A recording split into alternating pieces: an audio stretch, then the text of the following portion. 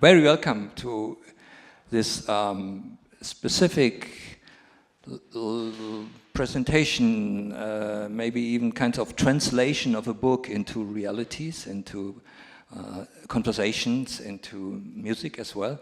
So my name is Stefan Hilterhaus. I'm here responsible for program and artistic direction at PACT, and super happy to have you here. We have with many of you various relations, which is super important for even presenting this wonderful work here. And Johanna, what is now the actual translation of this?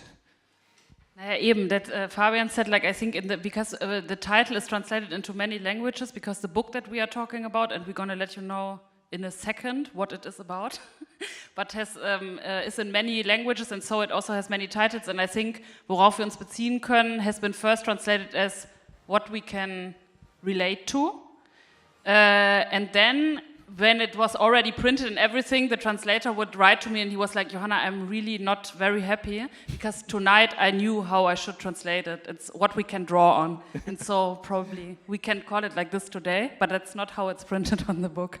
So let's take this day even something to kind of speculate a little bit about language and words and so. And the spaces in between. So for us, it's a big pleasure to have you here, to have this book here. This book for me was extremely, really a wonderful, maybe even a task. It's in a way something where we can refer, but even to work on in the future. And I think it's so substantial, so much conciseness and openness, and for me, something, or for many people I have talked to, something you really uncovered, and it is something to go beyond. So it's more a practice in a way than just a book which is documenting the wonderful years you have spent there, Fabian and Johanna, in the context of Interkultur Ruhr. And we really hope that this is going further. That's another idea. I don't know if is it going further, the Interkultur Ruhr? As it's supposed to go further, okay. But without us, that's for sure, because we quit our jobs end of last year. So we are here like editors of the book now.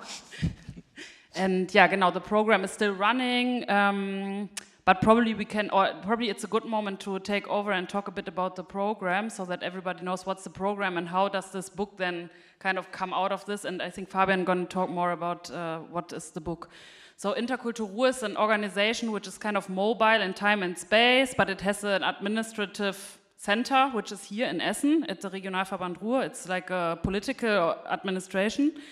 And it's the outcome of Ruhr 2010, so this kind of cultural capital was here in 2010, and they had like a program area which was called City of Cultures, because the Ruhr area, also due to its working history, it's very much connected to international life actually here in the region, but still, we face a reality which is slowly changing, but of a very racist cultural funding and also cultural institutions. So mainly white people have been displaced, and I think Interkultur Ruhr was meant to make a change there somehow as a continuation of this program in 2010.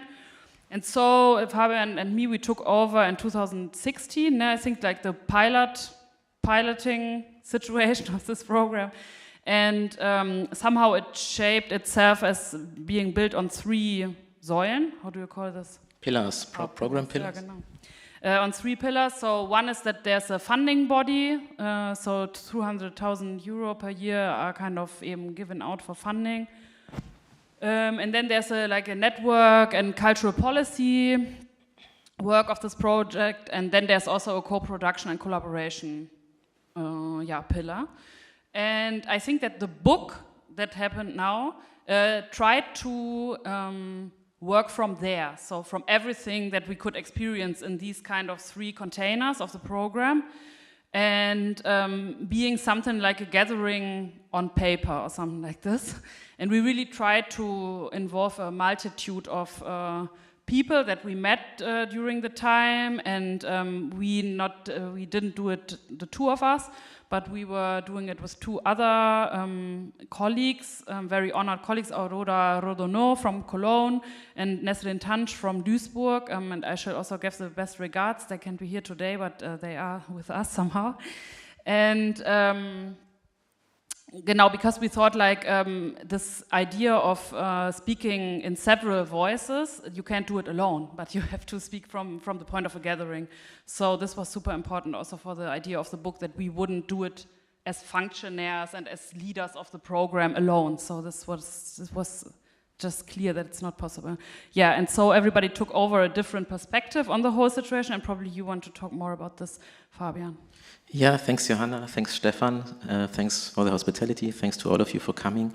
So maybe I'll talk about the motivations for doing the book. I think there are like kind of two motivations. First of all, we were asked by our steering committee of Interkultur Ruhr to produce kind of a documentation, a catalog of the program that we did for about 6 years together with our team. But the other thing is that we found out during our time at Interkultur Ruhr as curators, artistic directors, how many kind of empty spaces there are in collective memory in the Ruhr area when it comes to diverse cultural production from, let's say, the 60s or 70s of the 20th century, and how problematic that is also, because we started at Interkultur Ruhr from a point of view of migration and diversity in the cities of the Ruhr area. And we kind of made the experience that we always have to tell some stories always new. So there are no documents of groundbreaking projects that have been made in the last decades here in the region, and that have been quite influential. So there's also kind of a racist narrative when it comes to the history of the region and the history of cultural and artistic production also in the region.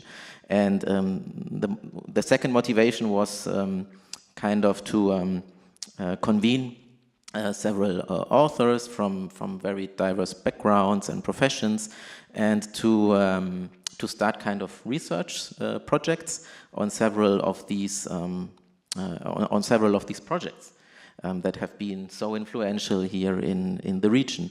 And so we convened about, I think, kind of 30 authors, and they produced essays, poetry. There is a photo essay by Fatih Koçer'in, who's here with us, and it's a very interesting kind of configuration, constellation that tries to tell stories that are very influential and kind of exemplify the experiences that we made over the last years in Interkultur Ruhr. And so we divided this book in 3 sections.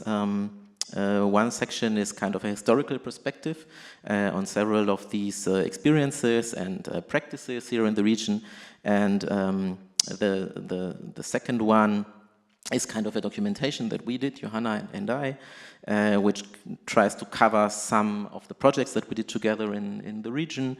That can be cooperative projects, but also projects that received funding from the funding program that you just mentioned.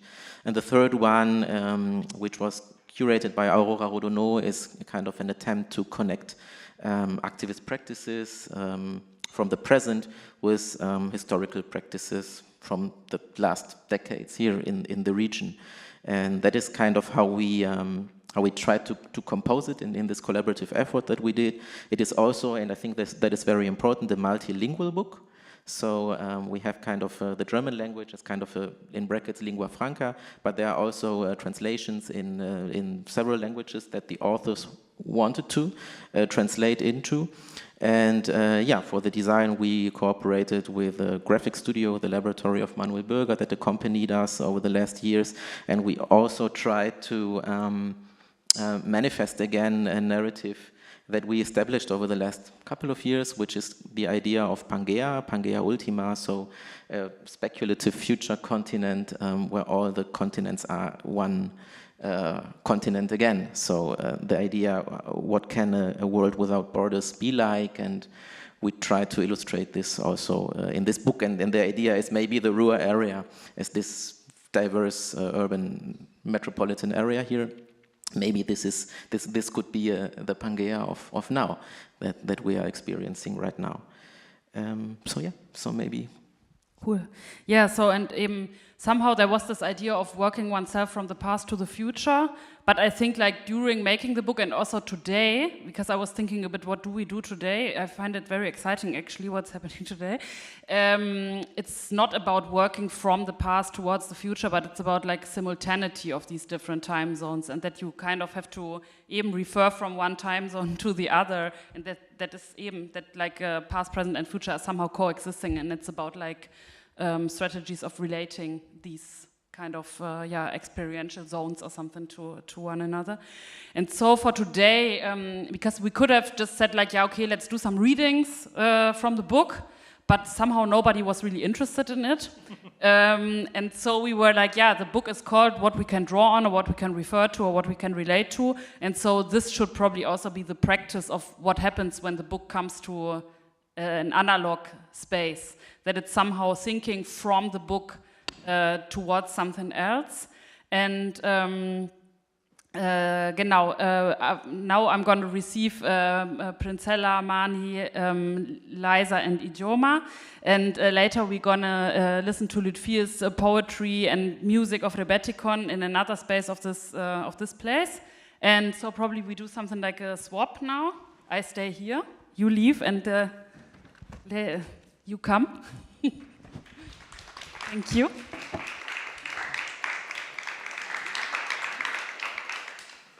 So super welcome. It's really nice that you are here. And I'm, as I said, very excited what you're going to do here. And we agreed upon that we somehow create a ground on from what are you drawing from today, so that then we can witness the drawing. Welcome you also. It's super nice to have guests.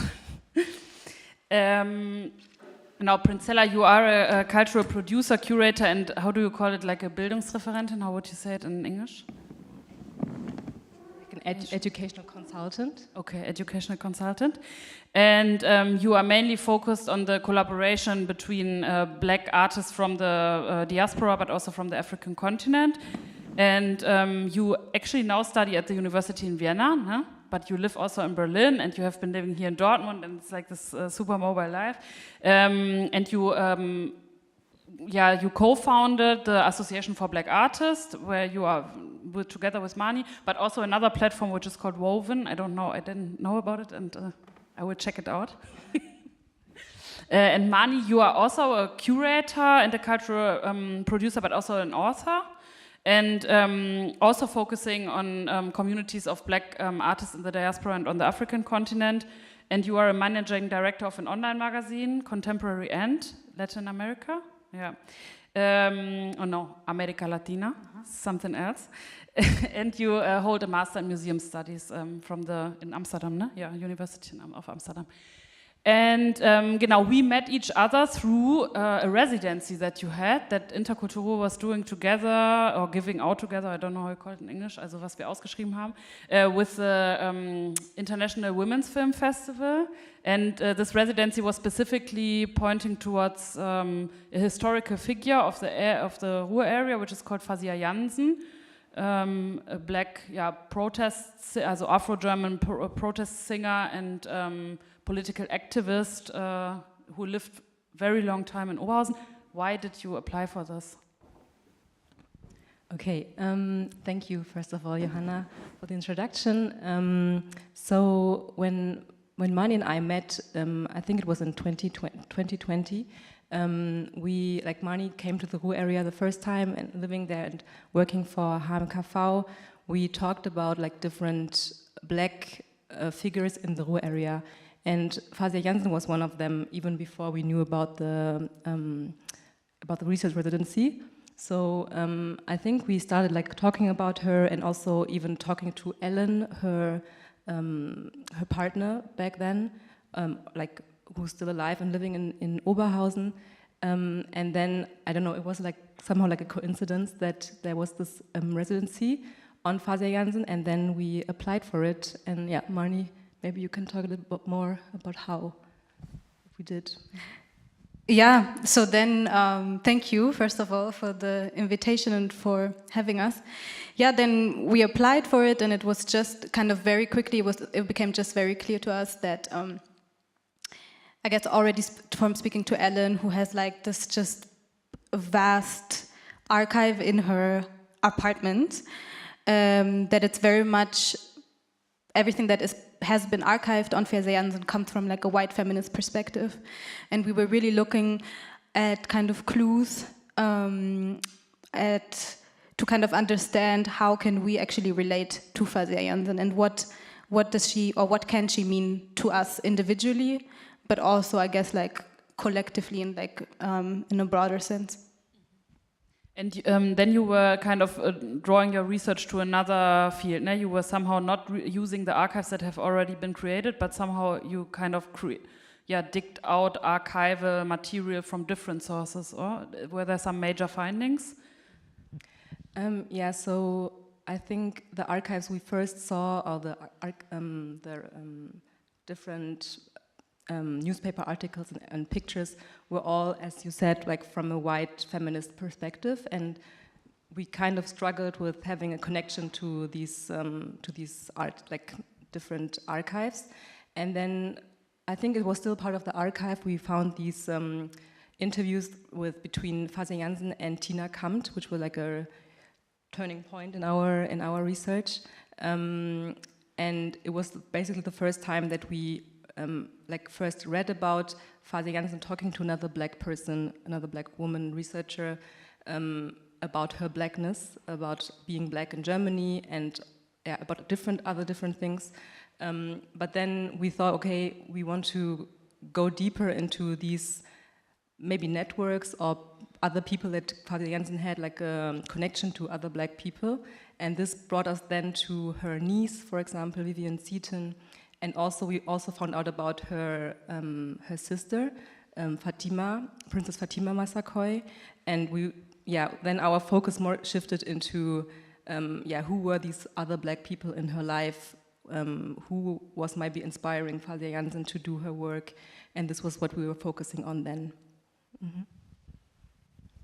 I think that, like, when you ask like about like what is the major thing, I think it's really like these interviews from Tina Kampt, because even though like they had been published before, excerpts of it you can find in the book Other Germans that focuses on two black Holocaust survivors.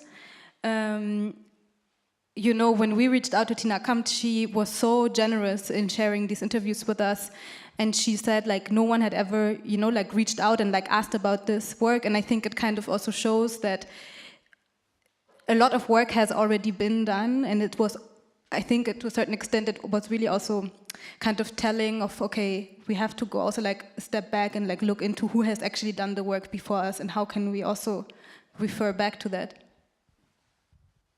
And it's possible to read something about this. I think there's a Portuguese translation, an English translation, and a German original. You are the translator. No. Okay, I thought so. Okay. No, but this would be so nice to meet a translator. No, but it was exactly because I had worked in Brazil for a while, and I had worked with someone, with Jessica de Oliveira, who has also done like the interviews from who has translated a lot of Mayayim content, and we just felt like, okay, it would be interesting to kind of expand that and like to have it translated into Brazilian Portuguese. And Val is currently a resident here, and she's also from Salvador, so like there's this connection. Cool, perfect. Yeah, so today you want to shift the focus to something completely else, and I think I'm just like kind of leave the stage now and hand it over to you completely so that you can introduce your contents and your guests, and I can listen. Thank you. Thank you. Thank you.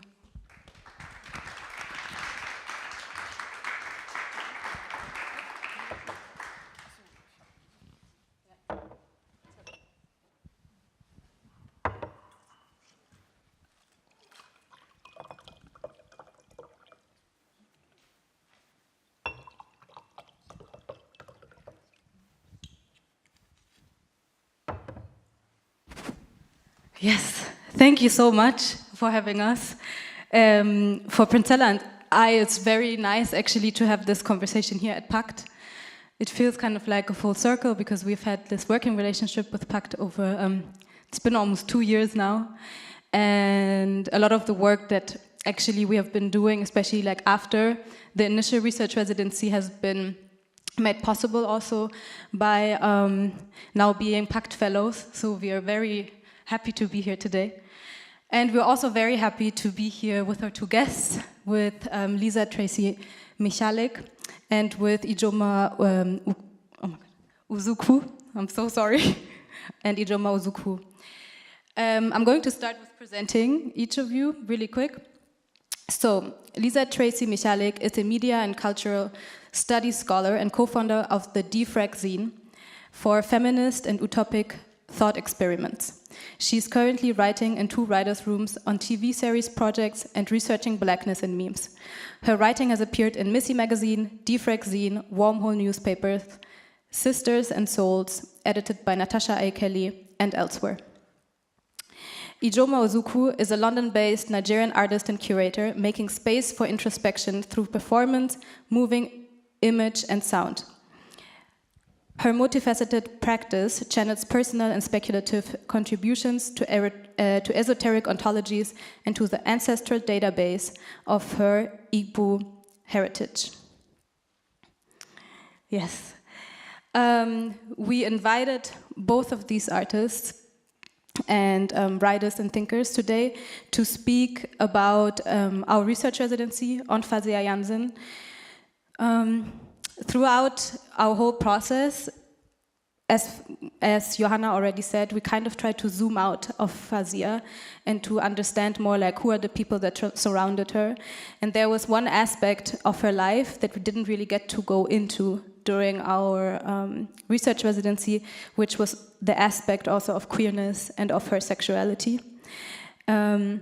And that is in part because she specifically did not want to speak about it, or she did not want this to be like a part that is necessarily well known, or like that is just something that, you know, you hear Fazia Jansen and you think immediately, okay, she's a black queer artist and activist.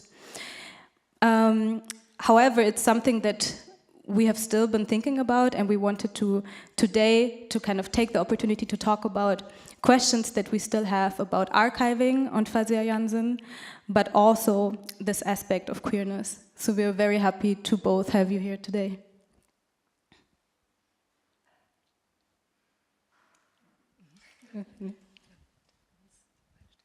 Yes. Oh, yes, thank you. And now we would like to begin with Ijeoma, who's going to show some of her work for like 10 to 15 minutes, and then Lisa Tracy is going to show us some of her works, and then afterwards we will go into a conversation. Hello, hi. So I'm Ijeoma Uzoukwu, as Marny and Princela said. Thank you guys so much for having me. I'm just going to go through a slide with you guys and showcase some of the work I've been doing over the last year. So yeah, bear with me. I also have a little bit of a cough, so if I take a moment, please just be patient. So yeah, I'm a performance artist. I work with sound. I score films. I DJ. I'm also really into sound healing. I make films, moving image. My background is graphic design. I studied that for many years, actually. A lot of my work is about spiritual expansion, like Marny said. A lot of it is also with sacred science and looking at like metaphysics. And as a Nigerian Igbo woman, I'm thinking about just everything that is Igbo, basically. So, well, Marny's read this already for me, so I'm not going to do that again. But yeah, like I said, I'm super into astrology and metaphysics. A lot of my work is quite ritualistic in its nature. I like to create portals. A lot of my work is about visceral. Visceral is a word I use a lot. I want people to always feel changed when they experience me and my work. So I'm going to take you through my work now and show you some things that I've been working on. So this is Contra. This is a film by myself and a friend called Josh Wolford. This is a film that really kind of sparked my journey as an artist. As I said before, I come from a background with graphic design, and so does my friend Josh. He was studying at the RCA, and we would talk a lot about how we're going to move from graphic design into positioning ourselves as graphic designers. So he was contacted by a group in the RCA and invited to make a film. So he brought me on board to do this with him, and we created Contra. I'm just going to read a little bit of the statement here. An invented language, an invitation, a drawing of connections through symbolic movement. A path is carved and consecrated, starting close, zooming out, viewed from different perspectives, intuitive and layered, sometimes reactionary, sometimes expressive. Yeah, so this was created as a result of some of the things that we adopted during lockdown, some of the practices that we took on that like helped us move through what was a very difficult 2 years for everyone around the world. And yeah, so we were actually contacted by Olomouc, PACT Film Festival in the Czech Republic to screen this, but unfortunately COVID hit, which is ironic because this was created because of COVID. But yeah, so we didn't make it there, but it's something that we were both really proud of, being this being the first film that we had ever done. I'm just going to play a very short amount of the film.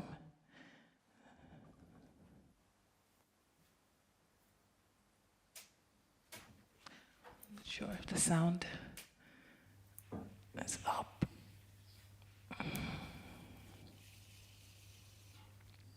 So yeah, I'd adopted, I don't think the sound is working. No? Oh, there we go. Yeah, like I said, we're just showcasing things that we took on, practices that we took on. For him, he's a tattoo artist, and I think he got quite heavy into that. For me, Kundalini yoga was something that I started thinking a lot about and practicing, and it's something that really changed my life. A lot of my practice is about learning, like adopting things that like help me expand as a person and thinking about how I can share it in a beautiful way. So you'll see that through everything that I do. It's always about, especially if it's like a solo piece, it will always be about sharing my expansion as a person.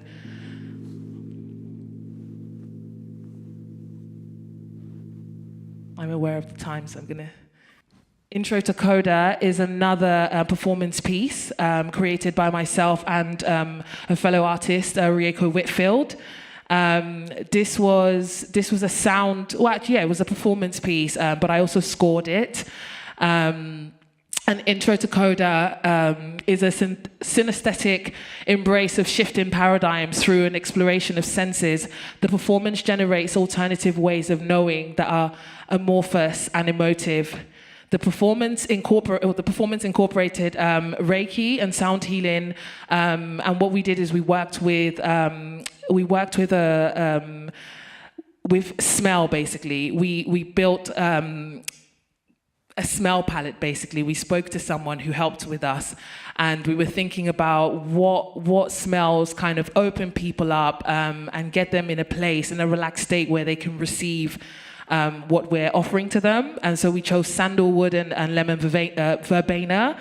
And yeah, the performance was a success. It was actually part of something that we had curated, me and Rieko Whitfield, called Cymatic Altar, which I will come back to in a bit. But yes, this was one of the first sort of like collaborative performance events that I'd held. I just wanted to play a piece of the music that I created, because I feel like it really sums me up as an artist.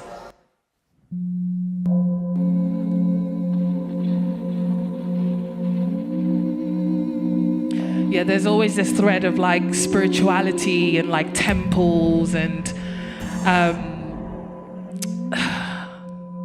I'm pushed to say religion, but that's no. But yes, a lot of my scores are what I call temple tech. So if I can take sounds of like a church or like holy sacred spaces and break it down, make it sound super industrial and DIY, then this is where I'm super comfortable.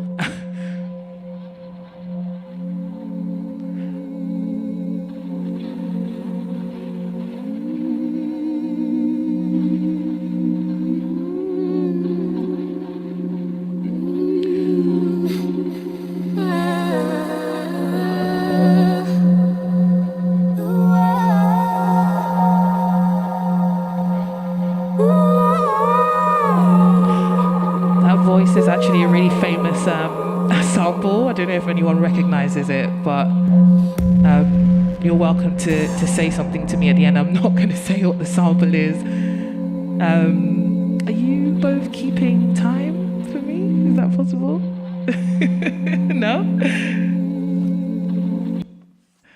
Okay, so a bit more, I just wanted to show some more scores and some sound pieces that I've worked on. This is one of my favorite things that I did this year. It's with an artist called Ijeoma Uzoukwu, who was studying at the Bartlett School of Architecture. Issy believes that architecture can't really come alive without sound. Like the two are very much married for Issy. And so his first solo exhibition coming out of the Bartlett was 3 in the Field. And he invited me to score these amazing, beautiful drawings that he had created. And so there was some sculpture there as well. The drawings are super interesting. It's about this like retelling through many generations of black bodies in relation to metal. So essentially, it kind of starts with he'd done these drawings of basically the bottom of a slave ship. And as you sort of go through these different drawings, there's an era where he's kind of it was about reclaiming what is ours from the artist Matisse. Because Matisse was known to travel to Africa, be super inspired by the African artists, and then never reference any of them or their works. And now we know him today as the Matisse. So that is actually, I think it's just there, but it might be quite hard to see in the corner until you get to this final piece where these black figures are joyous and happy and in a place that's more looking at Afrofuturism. So you see this idea of like the ships and the metal, this relation with blackness and metal, and then you travel through these different areas, and at the end you have something like Afrofuturism that still incorporates these two things. So I created a score for this, which I'm going to play now.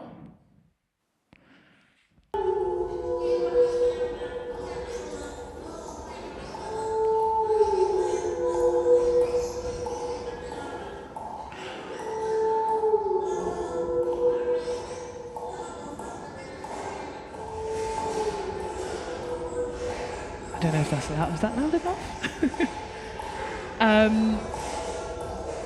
Yeah, in the piece is actually a conversation I had with this shaman in Nigeria, and I'd basically edited and shifted his voice super high to create this alien-like effect. Because actually previously, before me and Issy worked on this, we had worked on something called a project called People Carry Place. And it's this idea that whoever you are, wherever you're from, when you take yourself and your belongings to a different place, you essentially build like your place there. So you're carrying this portal of yourself. So this is why you'll go to any city and you'll see like Little Italy, Chinatown. And it's this idea that, wherever you are, you can essentially carry like who you are there. And I think this is something that Issy is definitely thinking about a lot with his work, like how people can carry place, and just the carrying of black bodies, basically. Thicker Than Water, this is another score I created alongside Davine Southgate-Smith. This was a graduation project. She was at the Royal Academy of Arts. This is another artist thinking a lot about the carrying of black bodies, and she was thinking a lot about the spaces that exist. She's from Togo, and she's thinking about the vastness of the spaces that exist on either side of Togo. So on one side you have the desert, and on the other side you have the ocean, and this idea of like kind of just being lost in this vastness. And so we created a score that was like imagining what it would be like to be in these vast spaces. And so we recorded her voice, and she created this amazing film where she managed to bring together like water and the desert, like the feeling of being in both spaces.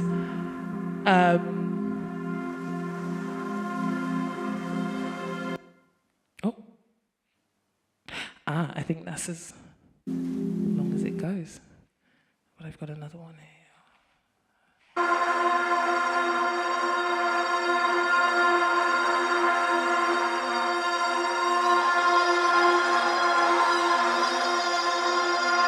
So yeah, I just tried to create a lot of space within the work, lots of reverbs. It was a bit of a challenge because, as I said, I am quite new to my practice as an artist. So some of these functions are quite new for me, but I really enjoyed working with Davine on this project. So strange.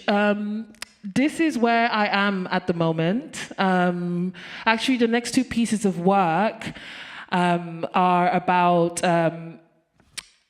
something that happened quite recently to me and some friends in Senegal. We went to Senegal for the Biennale, and we were actually attacked by over 100 people. It was a homophobic attack, and I guess with my art, I'm always trying to turn lead into gold. And I remember actually one of my first lecturers taught me that, and it's something that stuck by me, to always take these really hard moments and make something of them. So I decided to sort of dedicate my next few projects to this experience, and something I'm working on at the moment is strange. I'm just going to read this statement I wrote. So it's an audiovisual performance piece by myself, and it's based on my lived experiences as a non-binary person. The work is a commentary on gender non-conforming attitudes and the refusal of queer people to alter states and presentations to fit norms. 3D digital scans sees my body exploring mundane spaces while morphing into abstract figures, slowly becoming undefined to reach a point of strange. An invitation into the program and the digital visual serves as a way to discuss the feeling of having to process oneself. Strange is inspired by my experiences in West Africa.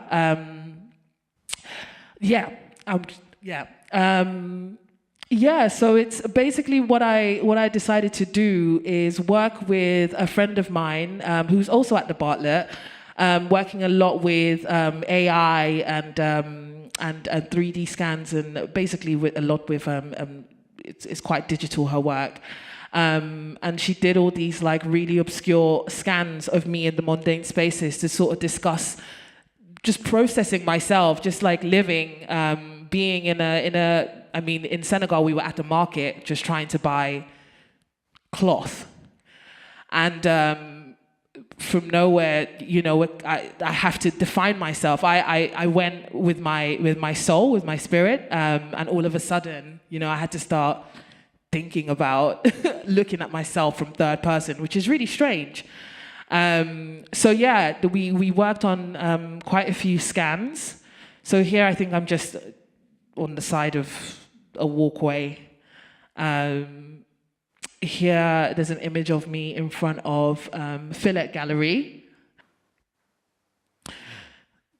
So in movement, this is what the 3D scans actually look like. And the idea is to turn these into, I'm going to perform at a space called Fold in London. And the idea is to take this and make a film, basically, and make a projection for that. I was actually invited by Dazed and Circa Arts to submit this and do this, but it was too short notice. So I will be applying for that next year.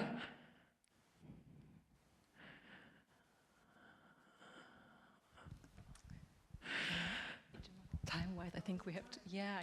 But I think, first of all, thank you so much. I think maybe after our talk, we can also, also have some time to talk more about your, other projects. Yes. Yeah? Yeah. Okay. Thank you so much. Thank you. I guess that was a lot. Thanks. Okay. So, yes, and now we're going to hear from Lisa Tracy, and then we will get into a conversation.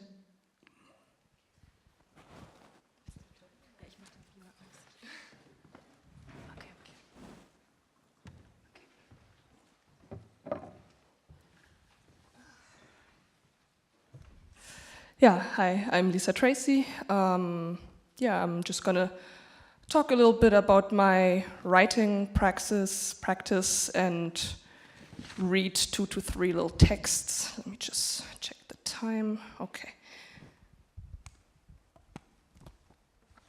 Maybe I'll just start with one short text. It hasn't been published yet, and it's quite new. It's gonna be published though in the next defrag-zine, which is a magazine that I and 3 very close friends of mine publish. And the text is called Rememory. Speak me into existence. Let your lips form me. Forget me not. Writing and sunbathing in bed. Sunday mornings, bed becomes a beach. Memories of heat floating like a ghost. Dreaming of memories long forgotten, searching for traces of time, remembering and forgetting, inextricably linked. Let your lips form me, help me to remember. Memories of touch, haunting like a ghost. Skin, recall skin. The body never lies, cannot lie. In glistening jitter, let your lips form me. Yeah, so, I mean, in the text, maybe lots of subject matters that I find interesting are touched upon, like the notion of skin memory, of forgetting, of remembering, of time, of nonlinear time. These are things that I find quite interesting. Also like theories of hauntology, and yeah, that's basically it. Maybe a bit about defrag-zine. Right now we're working on the 3rd issue, and it's a self-published magazine, and we don't really do like a main topic. It's open for anything really. It can be film stills, it can be poetry, it can be prose. Basically anything goes, which we find really interesting in the positions of editors to bring everything together and see how different subject matters like really merge. And also at the moment I'm writing in 2 writers' rooms actually for German television, which I never thought I'd be doing for öffentlich-rechtliche. But both projects will be about Black life in Germany, so I'm quite excited for these. And whilst writing, I find it pretty interesting to play with the visuality of the written text and like the different affective qualities of text. And I thought it was really cool when you guys said that you read the interviews of Tina Kempt with Fasia Jansen, because I also read a book by Tina Kempt, Listening to Images. And I thought that was so cool, like listening to images. And first you're like, wait, what? But it's kind of smart, really, and yeah, I find that super interesting. Also, like this notion of maybe translating sounds into letters. How can we do this? And I just have this fascination for languages, for science, for letters, and playing with these and breaking with traditions and rules, and yeah, just having this queer approach to it, and also like to subvert maybe traditional notions of writing and of poetry. I find stream of consciousness quite interesting, and to like mix my personal experiences with like a research-based practice. I studied, it's called Medien- und Kulturwissenschaft in German, so like media and culture studies, I'd say maybe in English. And yeah, so we read lots of theory, Derrida and things like that, so I find it interesting to merge this also like with my personal interests and the authors that I really admire, like, I mean, besides Tina Kemp, maybe Toni Morrison, James Baldwin, Saidiya Hartman, who's also really interesting when it comes to archiving. Yeah, sometimes I write in German, sometimes in English. For today, I thought I'd just read some English texts, so I'll read 2 more.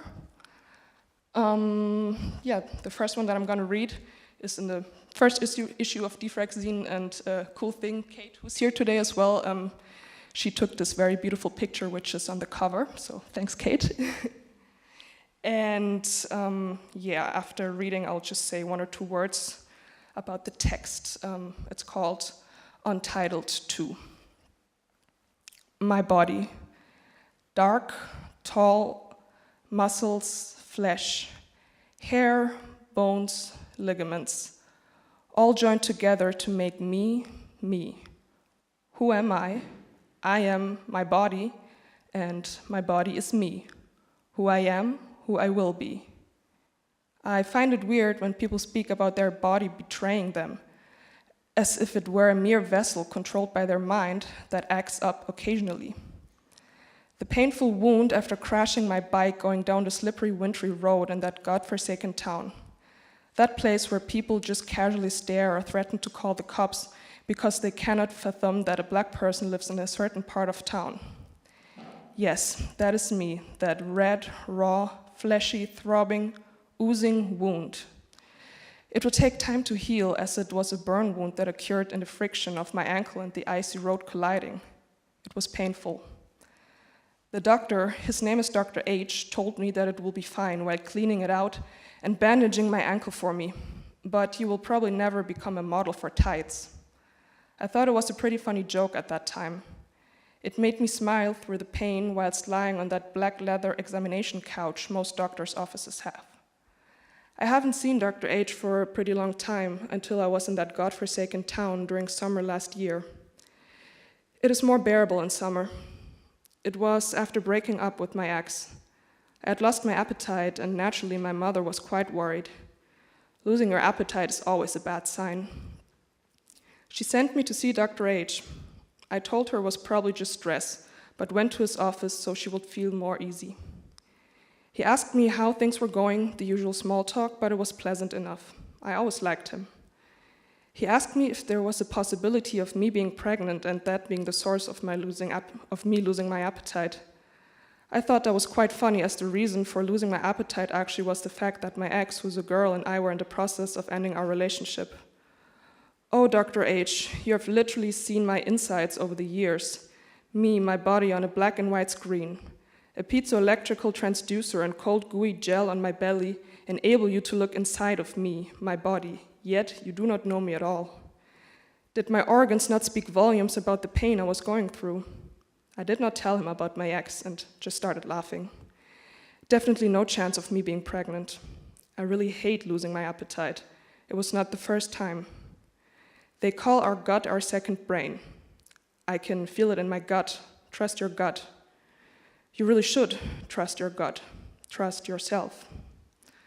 So this text actually, I didn't write it here at PACT, but like the first attempts of writing this text actually happened here at PACT. I think it was pre-COVID, definitely 2017 or 18, when I was still in university, and I was here for one of the PACT, what do you call it, PACT Programm, PACT Projekt, PACT Paket.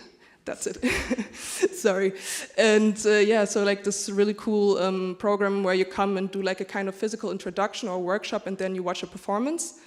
And we did lots of really interesting like body work, breathing techniques, and also some free writing. So I just started writing, not putting the pen down for like 10 minutes, and then maybe 1 or 2 years later I picked up that text and I was like, actually this is quite interesting, and then I brought it into shape.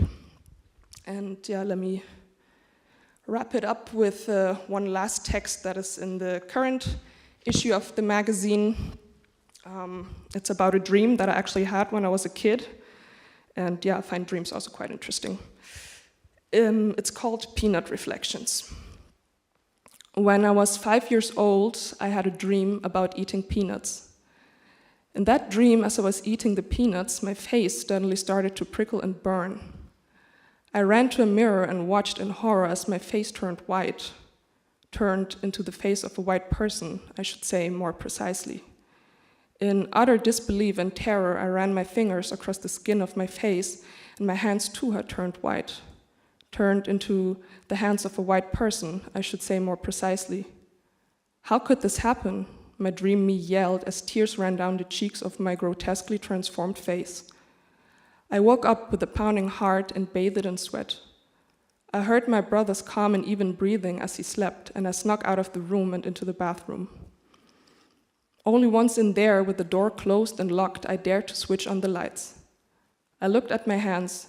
They were their usual deep brown color. I stepped onto the little red plastic stool we kept under the sink and looked up into the illuminated mirror. My small frightened face looked back at me, and I saw how I sighed in relief because it was its usual deep brown color. Isn't it weird that we cannot see our full selves unless we look into the mirror? And when we do look into the mirror, we travel in time as we can never see ourselves in the exact same moment because of the way mirrors reflect light and alter its speed, slowing it down a split second. We only ever see our past selves. As relieved as I was, I couldn't fall back asleep that night. The next day, I remember sitting in the back seat of my mother's dark blue car. I told her about my weird dream. I said, "Mom, I dreamt that I ate peanuts and they turned me white." My mother slightly turned her head to look at me, concern in her eyes. "Do you wish you were white?" she asked. "No," I immediately responded. It was a terrifying dream. It was only a dream. Yet, 21 years later, I remember it crystal clear. Clear as a mirror. What do you think it was that made my 5-year-old subconscious mind stir up such a dream? Thank you.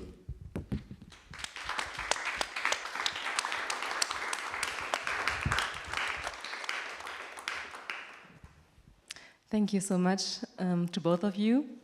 Thank you for introducing us into your work, and I think it was important for us that it's not us like explaining your work, but like hearing your voices and hearing you talk about your art and your work. So yeah, thank you very much for that. I think your bodies of work are like different but also very similar. I think there are like a lot of similar topics that you both are interested in and you're working on. And one aspect that I think also we worked on in the research on Fazia Jansen is of course like blackness. Blackness and also the like thinking about archiving, also getting into our own practices when it comes to archiving. So the residency for us was like very inspiring in the sense of getting to know Fazia Jansen as an artist, as an activist, and also getting to know more about her and her being inspiration for us.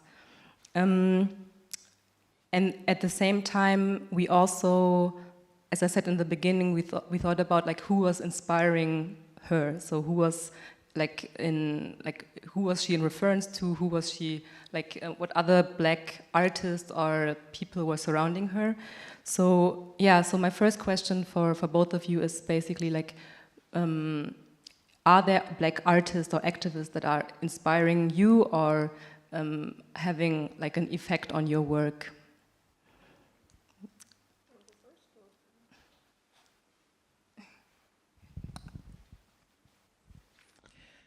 Hey.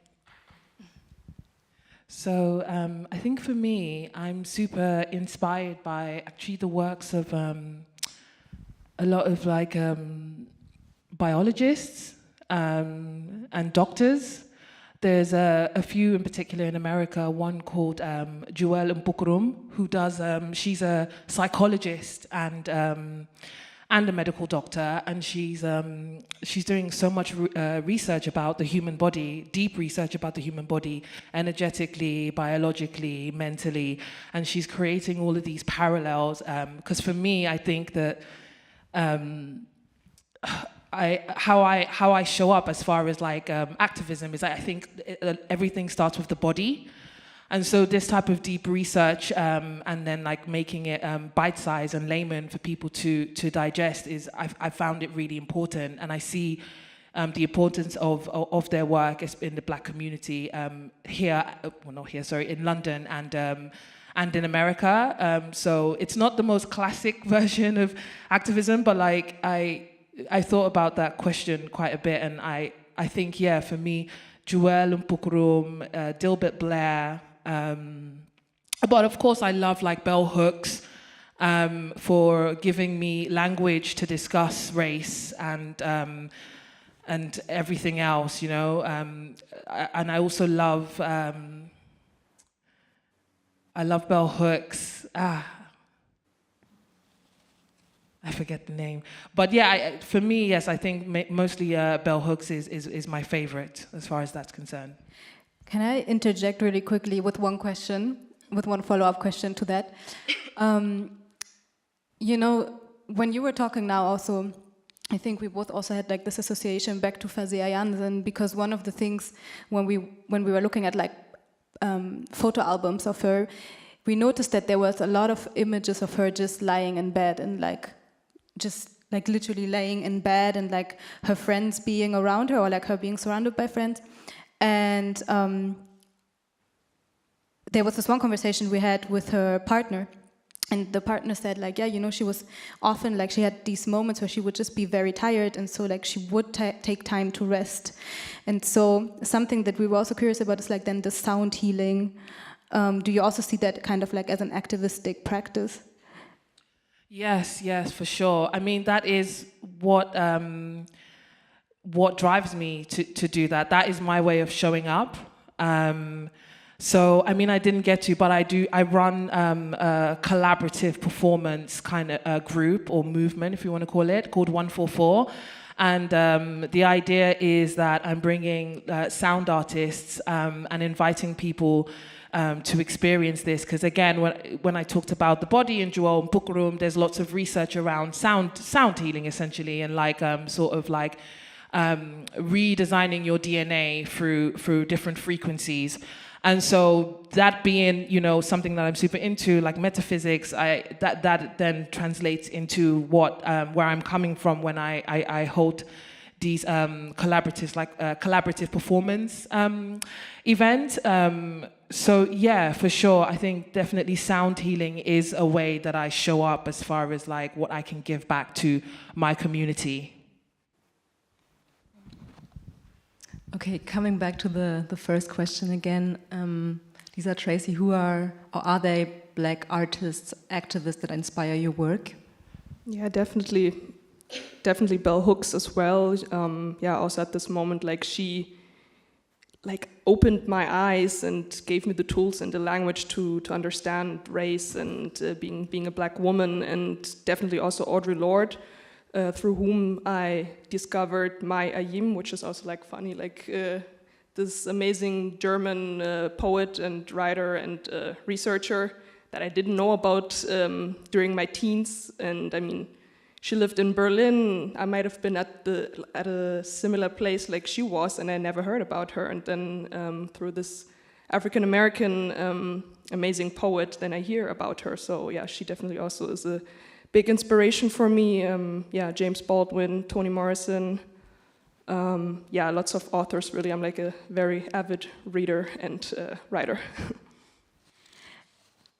I think kind of like both of the references, like the references that you were both mentioning, is people, you know, some of them have sadly already passed away. and they have left like this vast legacy for us to kind of look back at and to really learn from and to draw from. And in preparation for today, we were very curious whether you, in your own practices, you also think about your audience and like future generations who might come across your work. And if so, do you take action yourself to also archive your own work that you're producing? To be honest, I don't really think so much about, I don't know, like actively archiving, but then again, I haven't thrown away one single journal of mine, and I've been journaling for a long time. Yeah, I don't really take precautions. Maybe I should start doing so. Like, the internet can be a cruel place, I guess. So yeah, I should maybe take this as an inspiration.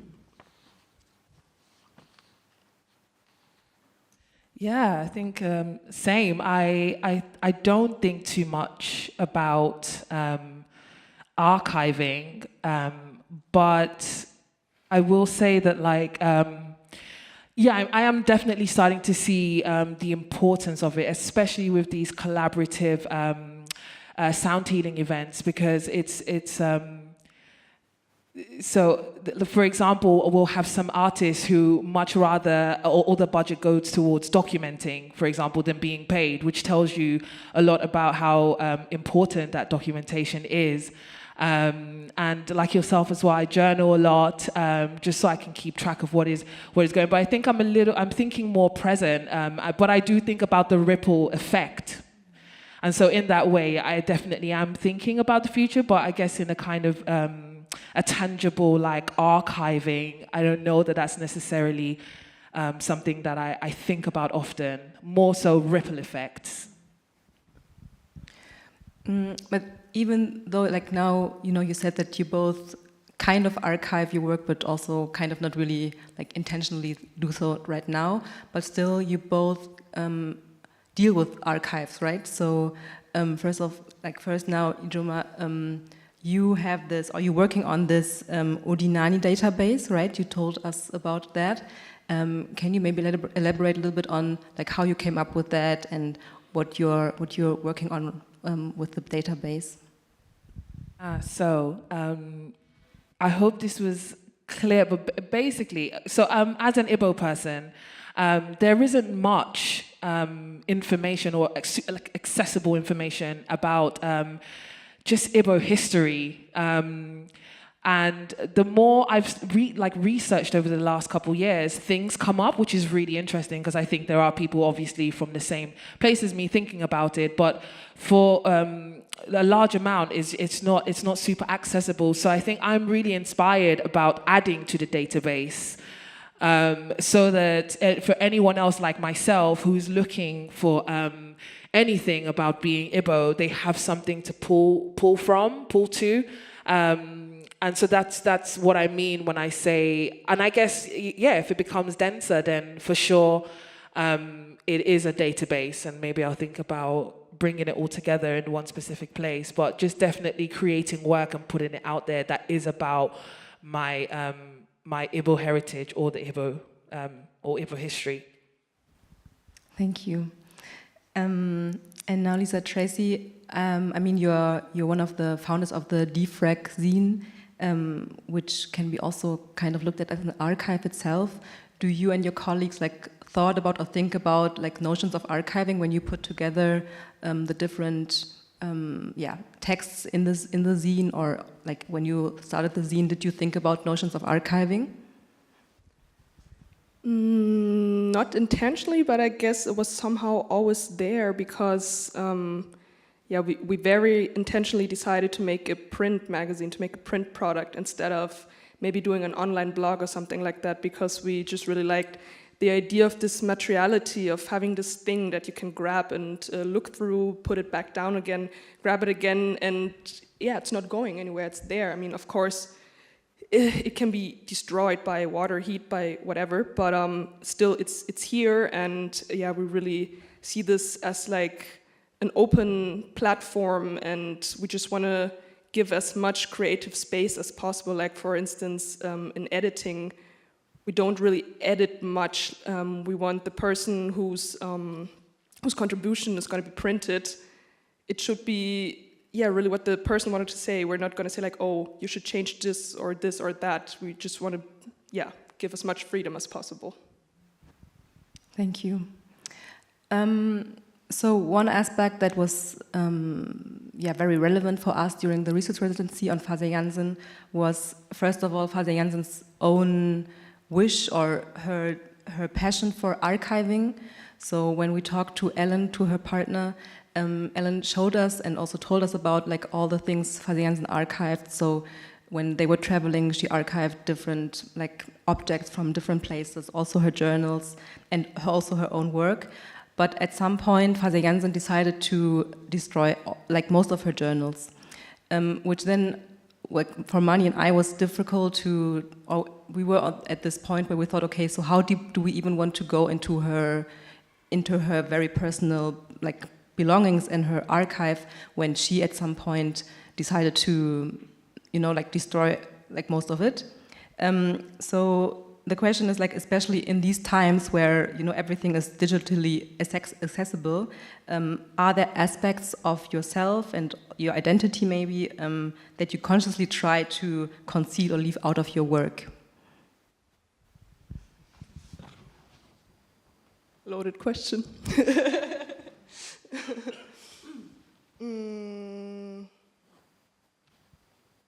I mean, I'd say that I'm quite honest in my work because it's quite personal, and I mean, a lot of my texts, all of my texts are informed by who I am as a queer black woman in Germany. That's definitely not something that I conceal, and I don't know. No, I guess I don't try to leave something out, but then again, of course, sometimes it could also be dangerous if you think about the political climate. And I think like the act of Fabian Jansen saying, okay, I'm going to destroy this, it's like the most, it's very, what's the English word? It was her decision to do so, and maybe it was out of safety reasons, or she didn't know what's going to happen with all of these things after I die. I mean, she was sick. Maybe she was thinking about that. What's going to happen if I'm not around anymore? Do you want to say something? I was just thinking about Instagram, for example, how like social media.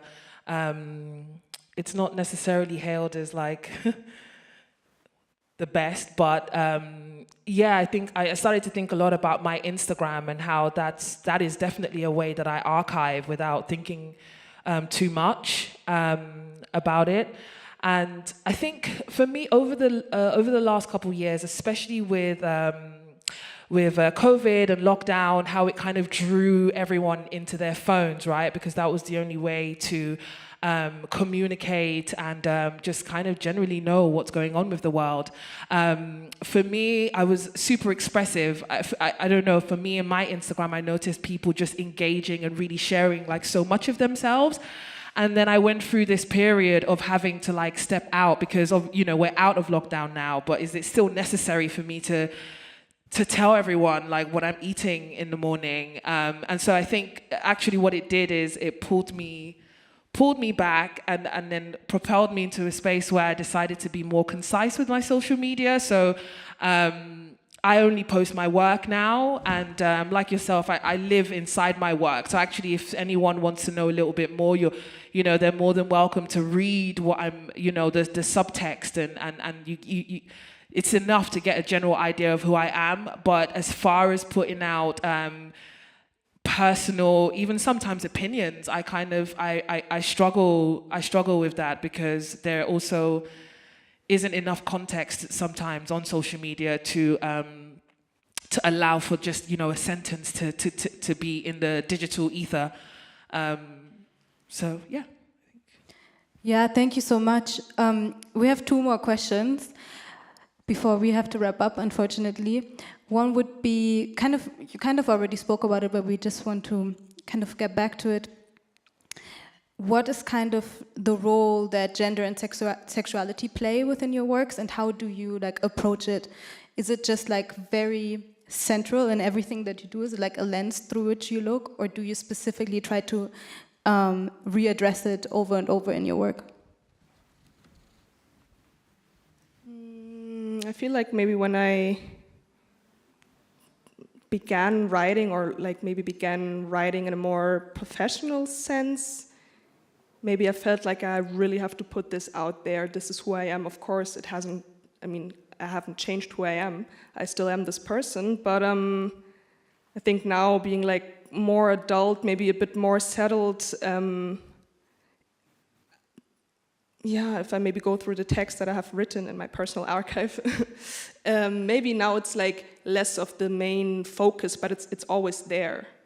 And I feel like also, for instance, when we get submissions like for the magazine, we don't ask people to tell us, are you queer or whatever. Like in our open calls we say we prefer submissions by people who are black, who are queer, of color, etc.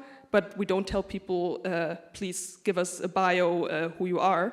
But you can always like feel it, or you can always read it. And I feel that's also something that's very much true for my work. It's just always there, it's always inherent. It's not necessarily always like the topic, but it is always there, and it will never change.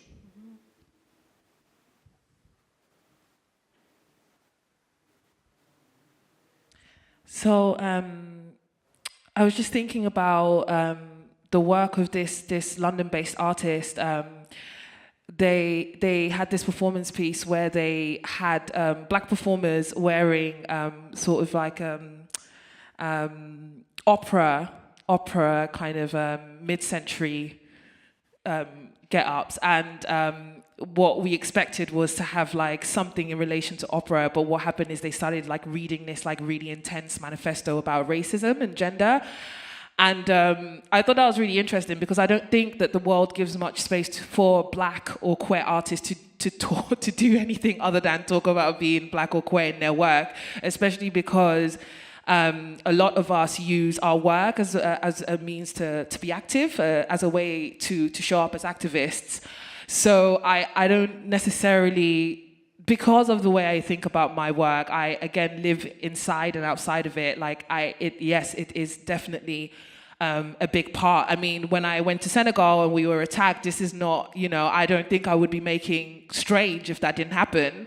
But again, that's just an example of the world pushing me to a space where I have to speak about being black and being queer. So yeah. Yeah, thank you so much for sharing that. Also for sharing like such like personal experiences. To wrap it up, we would just be curious to know, Ijeoma, you said before in our previous conversations that you didn't know about Fuzzy Ayanzin before, I think. We would be curious to know, kind of, as you started to read a bit about her, like we sent you also the text that was published in Worauf wir uns beziehen können, what we can refer to, or the other title, yeah. We would be curious, kind of like, were there some associations that you made to her? And Lisa, Tracy, we would be curious to know, had you ever heard of Fuzzy Ayanzin before? And if so, what are your kind of reference points or associations to her? So yeah, thanks so much for sharing this wonderful person with us. First of all, she's a musician. Definitely I identified with that, and an activist. So there's definitely this thread of using music as a way to be active. I definitely related to, I would say, there was quite a, excuse me if this isn't, this doesn't define enough, but there's a masculinity in Fuzzy Ayanzin that I really resonated with, in the same way that I resonate a lot with Audre Lorde. And so I think, yeah, definitely this idea of like being quite outspoken and fearless, especially in the like tenses of spaces. This is something that I definitely recognize in myself. Yeah, I would say, yeah, these are the threads that I connect with. I knew about her, but I didn't know much. I didn't know she lived in Oberhausen, for instance, so that was really cool to hear that, I mean, it's just right around the corner. And yeah, it's just like coming to think about it, it's so sad that there was this amazing woman in Germany and I didn't hear anything about her in school. I couldn't pinpoint to when I heard about her or read about her, but yeah, like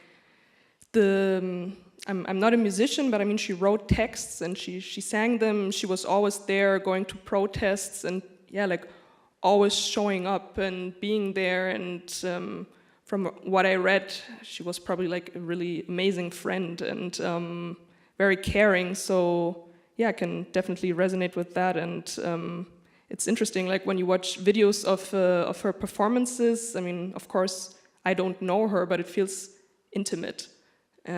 Like there's a connection. So yeah, I'm interested to read about your research. Thank you so much. Thank you so much for sharing your work and your insights. It was very, very inspiring, very interesting to hear about your work, especially like in this context. I think it helps us a lot to like think further and to also, I guess, expand our Fazia Jansen world, or like kind of what she means to us. We also have a friend of Fazia Jansen's who is here today. Thank you so much for coming. And yes, thank you again to PACT for hosting us, and for Johanna and Fabian for inviting us. And we look forward now to the other artists.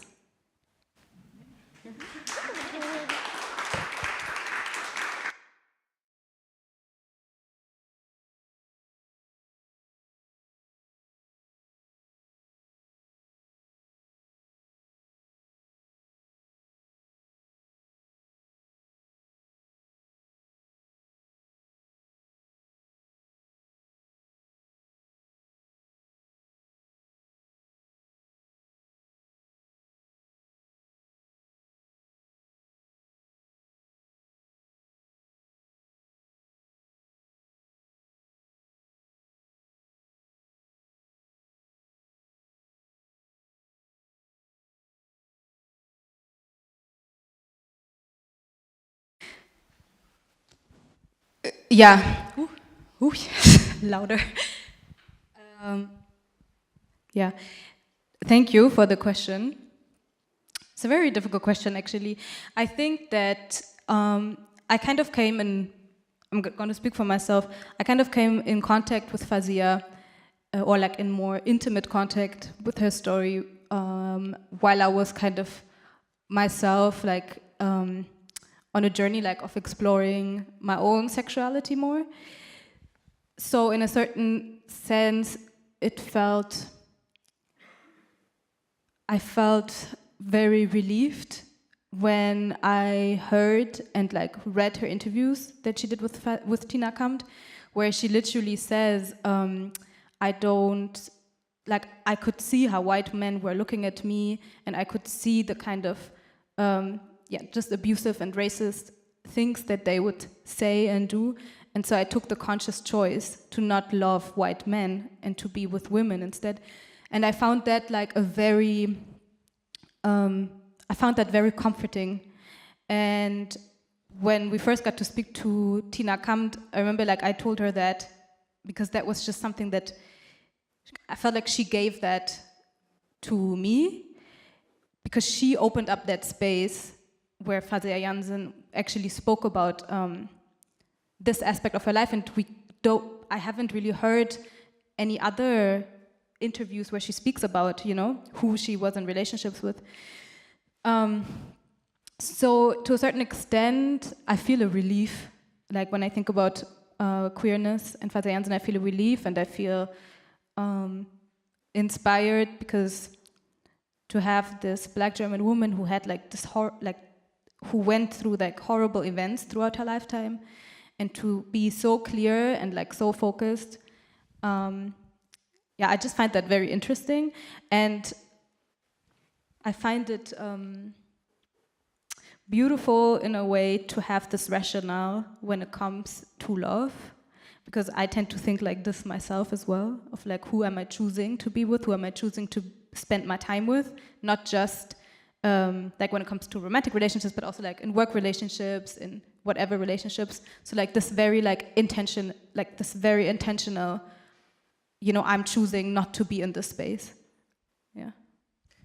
Yeah, I think I agree, and maybe to add to that, I think even though we knew very little about her, like how she spent her time or who she spent her time with, like when it comes to like love relationships, I think it was still such a profound statement that she did in this interview with Tina Kampt, which I remember I talked to a lot of friends about exactly this statement that was it stuck with me for a very long time. So I think it was, at the same time, it was for us like a very conscious decision not to dig deeper into this topic, but I think it was still very present with us when we talk about Fase Jansen. So that's why we wanted to create this space to talk to artists, not specifically on, like about topic of queerness, but more about their art and how they deal with, or how you deal with, bringing together these aspects of your life. Mm-hmm. I'm writing because I'm so nervous. Yes. The microphone? You want the microphone? No, thank you.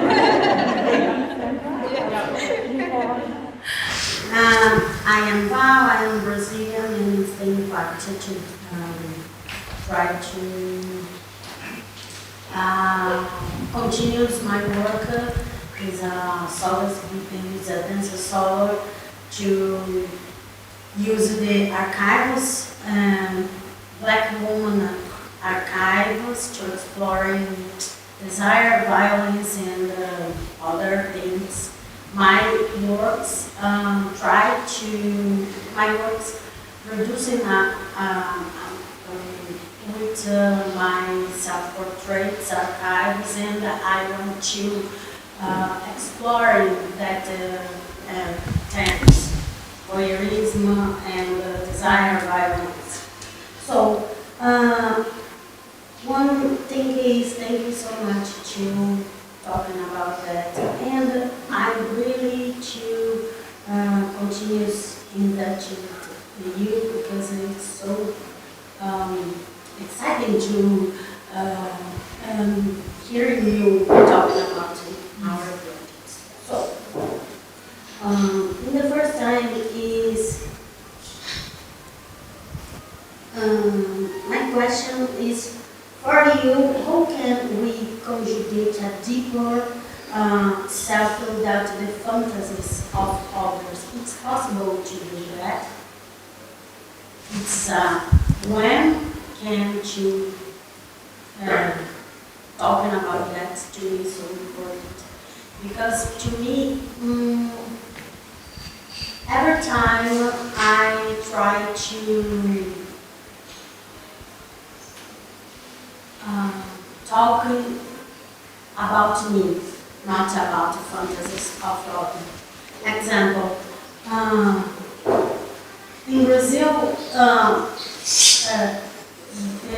for the Black woman says, I'm pretty, and all time say, oh, why you talking about that? You don't need to talking about that. It's not if I need, I know I'm pretty. Okay, I don't know if I can understand, if you understand what we think, but it's important to me how to deeply to talking with ourselves, not to answers the fantasies of others. And when I thinking about the versions of archives, I immediately remember beautiful albums my mother made when I was a little baby. And this is to add specifically subversion to me.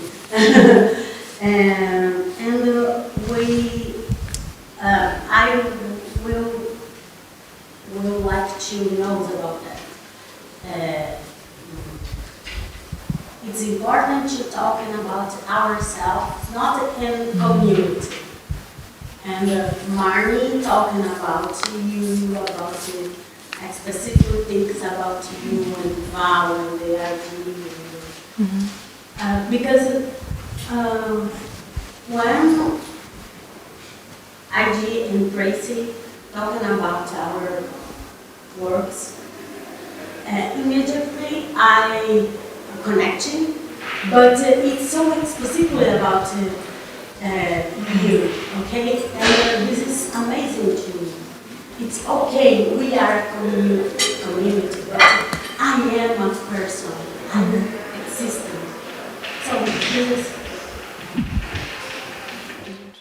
I can maybe answer or like just reflect briefly on the second question, and then maybe someone else wants to also say something.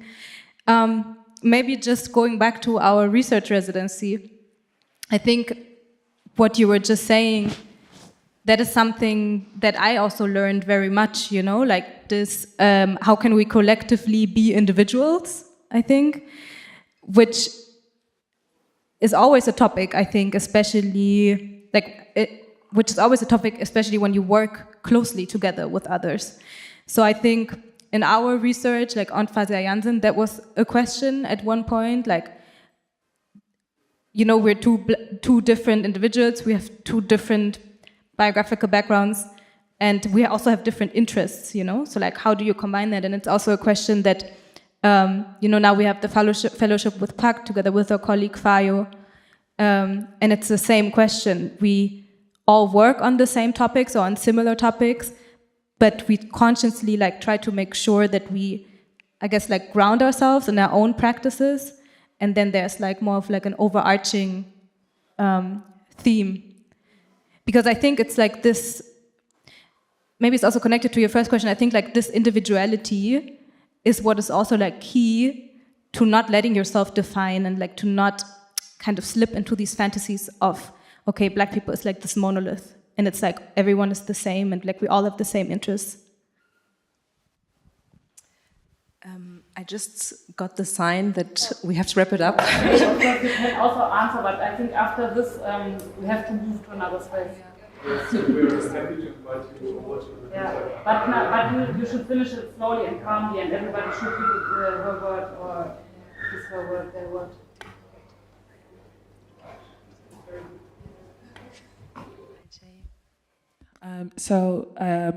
I don't know that this is fully formed yet, but what came to mind is I think no one knows themselves. No one knows like anyone like, what am I trying to say? I know myself best, basically, is what I'm trying to say. And sometimes like a more passive powerful way of connecting is just talking about like my like individual experiences, because for me a lot of my work is about like I said, like finding ways to expand my mind physically in multiple different ways and then sharing it. But I think at first when I was on this journey, you know, saying to a friend, oh my God, like there is this great new practice, da, da, da, da, you want to come to Kundalini, da, da, da, and it's just like, yeah, okay, cool, great, fine. But actually when you, for whatever reason, when I put it in, turn it into art and kind of be a bit more passive about it, people just seem to connect more. And I think it's because, like you said, because they get to make their mind up and make the connections for themselves instead of having someone tell them like these are the things that you connect to. Because ultimately, I think everything is everything. At the core of it all, it's all the same. So we're all kind of always pulling from the same well somehow. I hope that made sense. It wasn't fully formed before I started it, but that's what I have to say to your question. Thank you. Thank you, Val. Thanks for the question. Thank you. Yeah, I think we wrap it up here and move on to the next room, right? Yeah. Thank you so much.